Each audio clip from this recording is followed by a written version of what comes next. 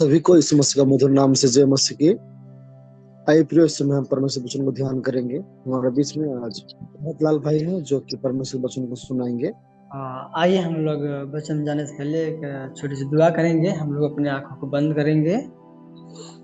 सर्वशक्तिमान विकारी परमेश्वर पिता, हम आपको धन्यवाद करते हैं प्रभु, आज के दिन के लिए, आज के सुंदर समय के लिए। प्रभु जी, बीते समय से लेकर अभी तक आपने संभाल रखा प्रभु जी, हम आपको धन्यवाद करते हैं प्रभु। हम दुआ करते हैं पिता परमेश्वर, इस जो मीटिंग में जितने भी लोग जुड़े हैं पिता परमेश्वर, हम दुआ करते हैं प्रभु आप उनकी सहायता मदद कीजिए।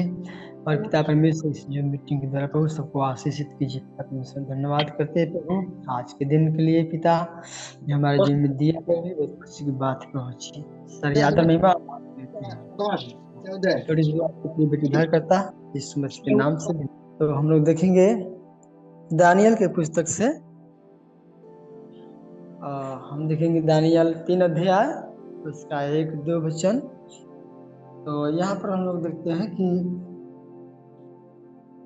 एक राजा रहता है जिसका नाम नबूकदनेस्सर रहता है। और उसने वो बहुत मतलब बड़ा राजा रहता है। और देखते हैं कि उसने क्या किया कि ये एक सोने के बहुत बड़ा मूर्त को बनवाया।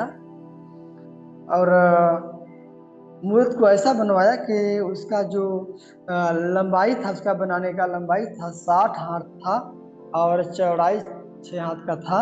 और इस प्रकार से उसने सोने की मूर्त बनवाई। और उसने बेबीलोन के प्रांत के एक दुरा नामक मैदान में खड़ा करवाया उसको बना करके।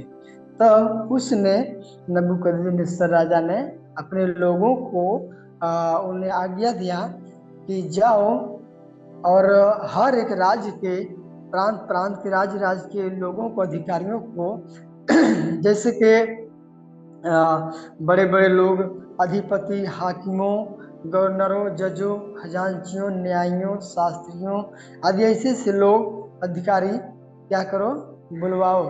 तो उसने क्या किया, मतलब बुलाओ, और जो मूर्त मैंने बनवाया है और खड़ा कराए है उसके प्रतिष्ठा के लिए, उसको दंडवत करने के लिए आए।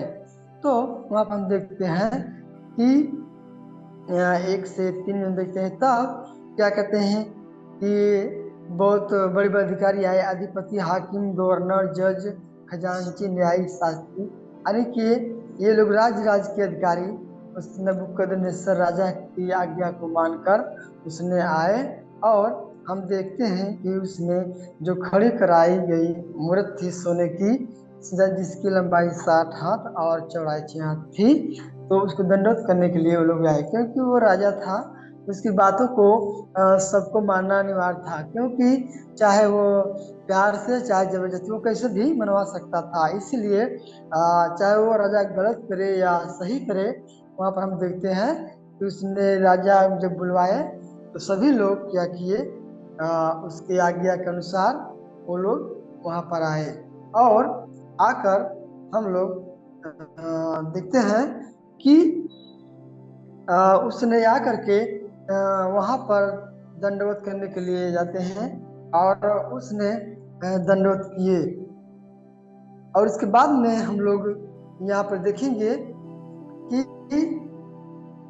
5-6 में हम लोग देखेंगे यहाँ पर कि जिस समय बोला है कि जिस समय दंडवत कब करना है, जिस समय बाजा बजा जाएगा, जैसे कि बांसुरी, बीड़ा, सारंगी, सितार, शहनाई, यानी कि इन प्रकार के विभिन्न प्रकार के जब बाजे शब्द सुनाई दे, तो बोला कि जब सुनाई दे आवाज बाजा की, उस समय क्या करना है, दंडवत करना है।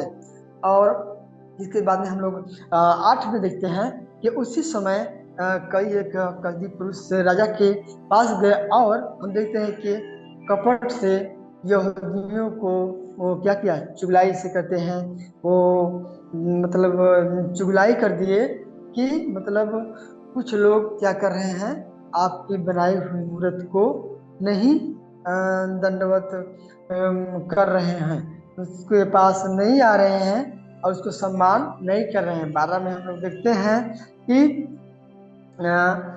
सदरक, मिशक और अबेदनगो नामक कुछ यहूदी पुरुष हैं जिन्हें तुम बेबीलोन के प्रांत के कार्य के उनके ऊपर नियुक्त किया है। यानी कि वो लोग चुगली कर रहे हैं, जिसको आपने नियुक्त किया है राजा, वो लोग क्या कर रहे हैं, उस मूर्त को, खड़ी कराई हुई मूर्त को दंडवत नहीं कर रहे हैं और उसको मतलब देवता करके नहीं मान रहे, मतलब नहीं कर रहे हैं। ऐसा कुछ उन्होंने क्या किया, राजा के पास चुगली किया। क्योंकि सदरक मेशक अबेदनगो ये भी क्या थे, यहूदी विद्वान थे। तो राजा का और क्या हो गया, क्रोध नबूकदनेस्सर राजा का हम देखते हैं 18 में, और उसका क्रोध बढ़ गया। उसका देखते जलजलाहट में वो उसका क्या हुआ, रंग, इसके चेहरे का रंग बदल गया और गुस्सा हो गया।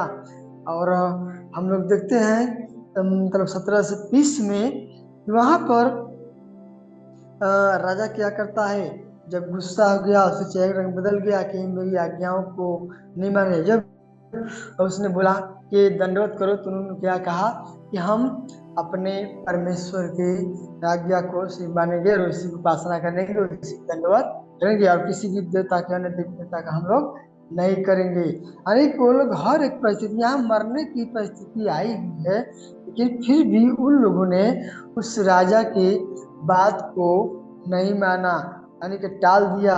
यहाँ तक कि हम देखते हैं, जब हम पढ़ते हैं दानियेल की पुस्तक, तो राजा के जब भोजन होता है, राजा जब देता है उन लोगों को खाने के लिए, तो वो लोग नहीं खाते थे, क्योंकि वो लोग परमेश्वर की आज्ञा के खिलाफ था उनका भोजन, उनका खाना, इसलिए उन लोगों ने खाना नहीं खाया। और हम देखते हैं कि यहाँ भी उन लोगों ने उस राजा की आज्ञा को टाल दिए, और तब उस राजा नबूकदनेस्सर राजा का क्रोध और भड़क गया और अपने लोगों को क्या आज्ञा दिया, सिपाहियों को, जाओ उस भट्टे को 7 गुना और क्या करो, तेजी से बढ़ा दो, और उसके बाद में उन लोगों को लाकर इस सकते हुए आग के भट्टे में क्या करो, फेंक दो। जब उन लोगों ने राजा की आज्ञा को नहीं माना, टाल दिया, तो 7 गुना और क्या उसने भट्टे को और ज्यादा बढ़ा दिया। और हम देखते हैं कि सिपाही जो थे, जो उसको पकड़ कर टांग कर ले आए और बोला कि जाओ डाल दो भट्टे के बीच में, और जाकर डालने के लिए गए।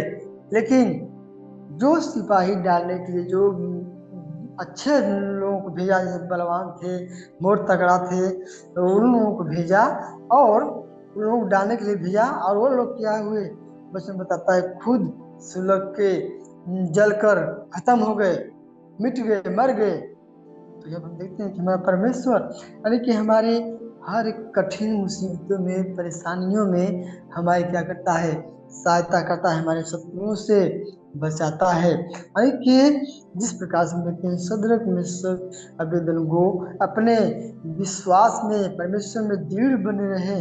हमें भी वचन के अनुसार, हमें अपने जीवन में जहाँ भी रहे, ना भी कठिन मुसीबत आए, हमें क्या होना चाहिए, दृढ़ बने रहना चाहिए अपने विश्वास पर, अपने परमेश्वर की आज्ञा को मानने के लिए, यानी कि हमें हर परिस्थिति में खड़ा होना चाहिए या प्रभु के इन दासों की तरह। तो हम देखते हैं कि उस समय जब आग के भट्टे में डाल दिए, 7 गुना धड़कता हुआ भट्टे में, तो हम देखते हैं कि राजा क्या बोलता है, अपने साथियों से, सिपाहियों से बोलता है, क्या हम लोगों ने सिर्फ 3 ही पुरुष को नहीं इसे धड़कते हुए आग के भट्टे में डाला? तो उसने कहा, हाँ सच कह रहे हैं राजा, वो 3 ही पुरुष को डाले।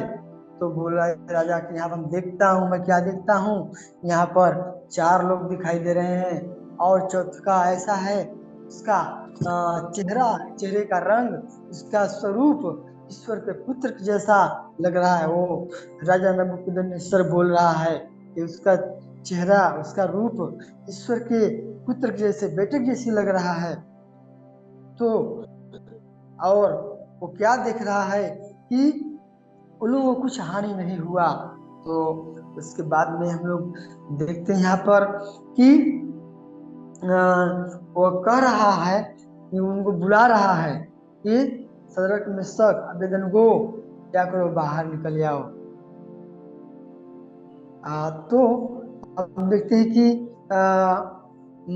बाहर निकलता है और उसने उन लोगों को निकालकर सम्मान करता है और क्या बोलता है कि धन है सदरक मिशक और अबेदनगो के परमेश्वर, जो कि मेरी आज्ञाओं को भी नहीं माना और अपने परमेश्वर पर अटल विश्वास किए और उनका परमेश्वर इन लोगों को बचा लिया। तो हम देखते हैं कोई आज्ञा भी दे, और जब भट्टे में से बाहर निकलते हैं तो जो बड़े बड़े अधिकारी रहते हैं, अधिपति, गवर्नर, जज, जब उनके मुख को देखते हैं, के तरफ देखते हैं, तो क्या देखते हैं कि उनका जो शरीर रहता है और मोजे जो पहने रहते हैं, जैसे कहते ऐसा रहता है, उनका कुछ भी बिगाड़ नहीं रहता है। यहाँ तक उनका बाल भी पसंद रहता है, उनका बाल भी नहीं सुलझा रहता है, झुलसा रहता है, मतलब यानी कुछ भी हानि नहीं होता है। तो परमेश्वर ने अपने दूत को भेजकर उन तीनों लोगों को, दानियों के साथियों को बचाया। तो यहाँ पर आज्ञा देता है राजा कि सदरक मिशक और अबेदनगो के परमेश्वर का निंदा कोई भी न करे। जो करेगा उसको क्या किया जाएगा, दंड किया जाएगा, दंड किया जाएगा या मार दिया जाएगा। उनके परमेश्वर को कोई भी कुछ भी निंदा नहीं करेगा। और उसी समय से हम देखते हैं जो जिस रीति से परमेश्वर इनका बचाया है, कोई भी ऐसा नहीं कर सकता है। बेबीलोन का राजा ऐसा कहता है और ये बोलता है सदरक मिशक और अबेदनगो का पद और ऊंचा किया जाए, और उन लोगों का पद क्या किया, ऊंचा कर दिया गया। और हम लोग देखेंगे स्टैनली जोन्स के जीवन से हम लोग देखेंगे कि स्टैनली जोन्स 1884 में जन्म हुआ, 1973 तक। तो हम देखेंगे उनके बारे में कि स्टैनली जोन्स ने परमेश्वर के लिए क्या किया, कितना कुर्बानी किए और कितना प्रयास किए, उनका क्या सिद्धांत था, उनका क्या सोच था परमेश्वर के प्रति और समाज के प्रति, किस प्रकार से उनका व्यवहार था। हम उनके जीवन से आज कुछ बातों को सीखेंगे। तो हम लोग देखेंगे कि ये भारत में सुसमाचारक, इंजिलवादी और धर्मशास्त्री स्टैनली जोन्स एक मेथोडिस्ट सुसमाचारक थे, जो कि भारत में क्या थे, वो इंजिलवादी कार्य और अंतर धार्मिक सेवा में, संवाद में क्या थे, वो अपने प्रयासों में वो सुसमाचार और सामाजिक न्याय के प्रति अपनी गहरी प्रतिबद्धता के लिए वो जाने जाते थे। यानी कि वह परमेश्वर के कार्य के लिए और समाज के कार्य के लिए वो बहुत अच्छे से जाने जाते थे। और उनके धर्म प्रचारक ने क्या किया, पश्चिमी मसीह धर्म के बजाय यीशु मसीह के व्यक्तित्व पर आने के क्या किया, जोर दिया। आने के दूसरे कार्य को छोड़कर उन्होंने क्या किया, ज्यादा जोर दिया प्रभु के कार्यों पर। हमें इतना ध्यान रखना है, हमें ये ज्यादा जरूरी नहीं है कि क्या नाम है और कहाँ से पैदा हुआ है और कैसे पैदा हुआ, ये जरूरी नहीं ज्यादा, बल्कि हमें ये जरूरी है उसने क्या किया, क्या किया, क्यों किया, कैसे किया, किसके लिए किया, ये जानना हमारे लिए जरूरी है। तो आज हम उसी के बारे में अब हम लोग जानेंगे। तो हम लोग आज देखेंगे कि स्टैनली जोन्स के बारे में। तो हम देखेंगे उनका जो प्रारंभिक जीवन था। हम देखते हैं उनका जन्म 3 जनवरी 1884 को बाल्टीमोर मैरीलैंड यूएस में उनका जन्म हुआ था। हम देखते हैं कि वह एक युवा व्यक्ति के रूप में उन्होंने आध्यात्मिक जागृति का अनुभव किया और अपना जीवन सुसमाचार कार्य के लिए उन्होंने क्या किया, समर्पित कर दिया। यानी कि प्रभु की सेवा के लिए उन्होंने अपने जीवन को समर्पित कर दिया।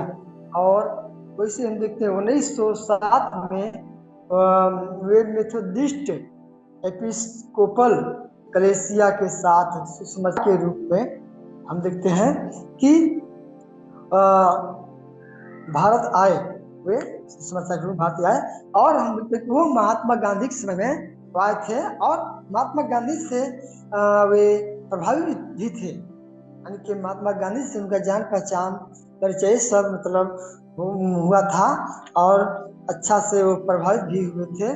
और उन्होंने भारतीय संस्कृति के साथ प्रतिद्वंदित होने वाले तरीके से मसीह का संचार करने का प्रयास किया। और हम देखते हैं कि यहाँ पर भारतीयों को उनके अपने सांस्कृतिक संदर्भ में सुसमाचार फैलाने के लिए स्टैनली जोन्स भारत आए।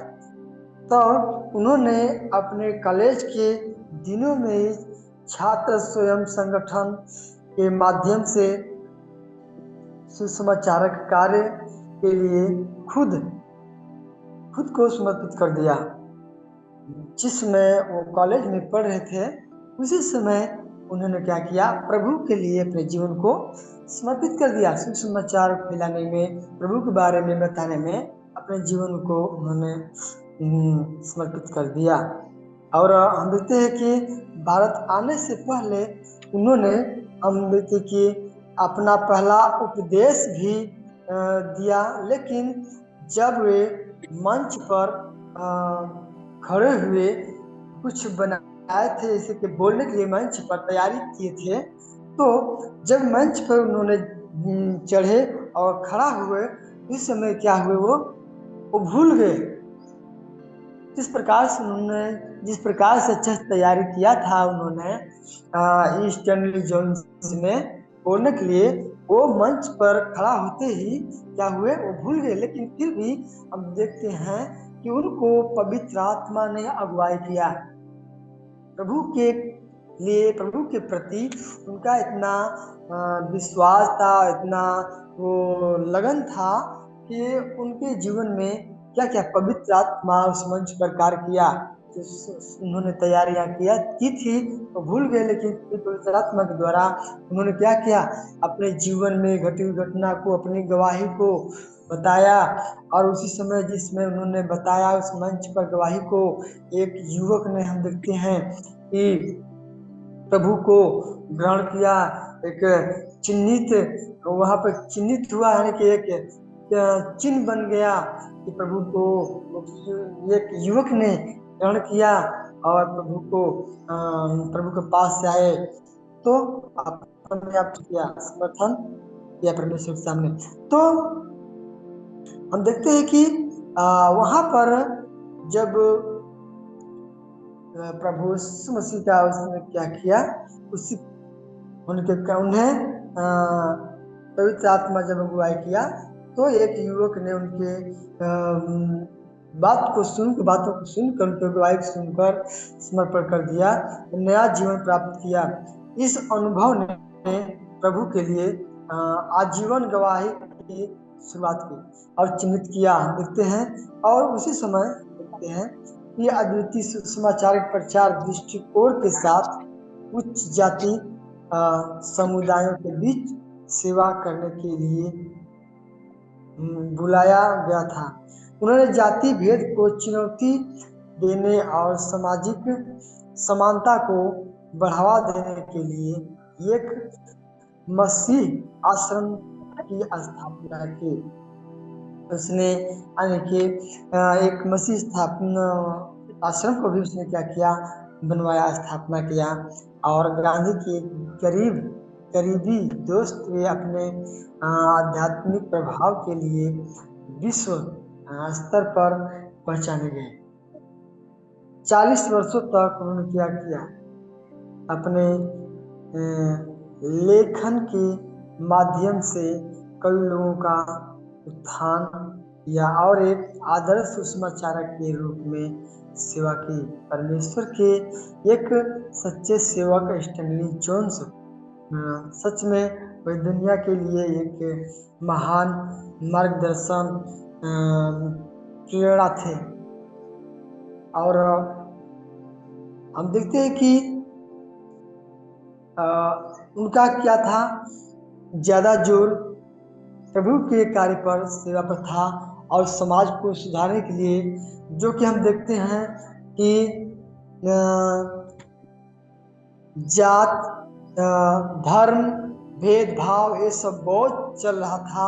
उनको ये सुधारने के लिए, ये करने के लिए वो लोग वो कार्य कर रहे थे समाज के लिए, क्योंकि वो नहीं चाहते थे कि सब लोग अलग अलग रहें, बल्कि प्रभु में सब लोग क्या रहें, एक रहें। और उनका एक फेमस वचन गलातियों 3:28 हम देखते हैं, वहां पर लिखा है, न कोई यहूदी रहा, न कोई यूनानी, और न कोई दास न स्वतंत्र, यानी कि सब प्रभु में क्या है, एक हैं, एक बनकर रहे हैं। इनका यही समाज के ये इनका यही सोच था, यही उनका समाज में बदलाव लाने का एक मकसद था। तो हम देखते हैं कि प्रभु के लिए भी उन्होंने अपने कॉलेज के समय से ही अपने जीवन को समर्पण कर दिया सुसमाचार प्रचार करने के लिए, प्रचार फैलाने के लिए, और समाज के लिए कि सब लोग क्या रहें, एक रहें। और इस प्रकार से उनका सोच होना चाहिए। तो उनके जीवन से हमें यह सीख मिलता है कि हम देखते हैं पहले कि हमें हर परिस्थिति में परमेश्वर के लिए खड़ा होना चाहिए, चाहे हमारा वहाँ पर मृत्यु जैसा मृत्यु होने का संभावना हो या उसी कठिनाई क्यों ना हो, जैसे सदर और आवेदन को उनके जैसा हमारे पास कभी कठिनाई नहीं आई ना, नहीं प्रभु अभी तक ऐसा किया, और वैसा भी अगर आ जाएगा तो परमेश्वर हमारी सहायता मदद करेगा। क्योंकि सदर कमिश्नर आवेदन को दानियल के जो साथी थे 3, उनका जब परमेश्वर सहायता किया तो हम लोगों का भी परमेश्वर जरूर सहायता किया। बस हम लोगों का वैसा विश्वास, वैसा कार्य होने के लिए हमें प्रयास करना है, कोशिश करना है। इस प्रकार परमेश्वर में भी सहायता मदद करेगा। हमें परमेश्वर के लिए खड़ा होना है। पहला स्थान में क्या करना है, परमेश्वर देना है। और यहाँ पर देखते हैं स्टैनली जोन्स के भी जीवन में उन्होंने परमेश्वर के कार्य के लिए समर्पण कर दिया अपने जीवन को, और पढ़ाई के समय से ही और फेमस हो गए। भारत में आए, सुसमाचार उनके भाषा के अनुसार, उनके जो कल्चर था उनके अनुसार लोगों को समझाया, बताया और फैलाए, और वहाँ भी फेमस हो गए। और हम लोग समाज में भी एकता लाने के लिए और सबको भेदभाव को हटाने के लिए उन्होंने क्या किया, सबको मसीह में एक बनाने के लिए उनकी कोशिश जारी रही, और बहुत से प्रभाव पड़ा उनका। और विश्व में लिखा गया है, विश्व में वे पहला प्रचारक मिशनरी वो क्या के रूप में वो जाने जाते हैं। इस प्रकार से हम देखते हैं क्योंकि स्टैनली जोन्स के बारे में हम देखते हैं कि ये सब हम लोगों को मिला है समाज के प्रति। उन्होंने कितना संघर्ष किया, परमेश्वर के प्रति कितना संघर्ष किया। इस प्रकार से उन्होंने परमेश्वर के लिए अपने कार्य को किया। और आगे के समय में सर को देता हूँ, और यही अपने भाई को मैं समाप्त करता हूँ। बोलो सर। थैंक यू भाई, परमेश्वर आपको आशीष दे। आइए इस समय हम प्रार्थना करेंगे। हमारे बीच में कोई प्रार्थना कीजिएगा आज का दिन के लिए और जितने भी जूम मीटिंग में जुड़े हुए सभी भाई बहन के लिए। பிரேயர் உங்களை தகுனப்பா, அந்த கலைஞரை கொடுத்த காமுக்கு நன்றி தகுனப்பா. நேரத்தில் கொடுத்த தகுனப்பா, இந்த ஜூம் மீட்டிங் மூலியமா ஆண்டவரே உண்மை அறிந்து இருக்கிறதுக்காக அறியறதுக்காக எங்களுக்கு ஒரு வாய்ப்பு கொடுத்திருக்கீங்க தகுனப்பா. அதுக்காக உங்களுக்கு நன்றி தகுனப்பா. என் நாளை ஆசீர்வதித்து கொடுங்க தகுனப்பா. எத்தனை பேர் இந்த ஜூம் மீட்டிங்ல வந்தாலும் வந்து இந்த பிரேயரை கேட்டிருக்காங்க தகுனப்பா, அவங்களுக்காக பிரார்த்தனை செய்கிற தகுனப்பா. என்று அவங்க செய்யப்படுற ஒவ்வொரு நாளையும் அவங்களோட கூட்டு பொறுப்பெடுத்து வழிநடத்துங்க தகுனப்பா. அவங்களோட குடும்பங்களை ஆசீர்வதிங்க தகுனப்பா. அவங்களோட குடும்பங்களை பாதுகாத்து வழிநடத்துங்க தகவனப்பா. அந்த இன்று நாளை உங்களுடைய கையில ஒப்பு கொடுக்கிற தகவனப்பா. இங்குள்ள அந்த ஒவ்வொருத்தரையும் உங்களுடைய கையில ஒப்பு கொடுக்கிற தகவனப்பா. நீங்களே பொறுப்படுத்தி பாதுகாத்து வழிநடத்துங்க. எல்லாவற்றையும் ஜெபிக்கிறேன். ஆமென்.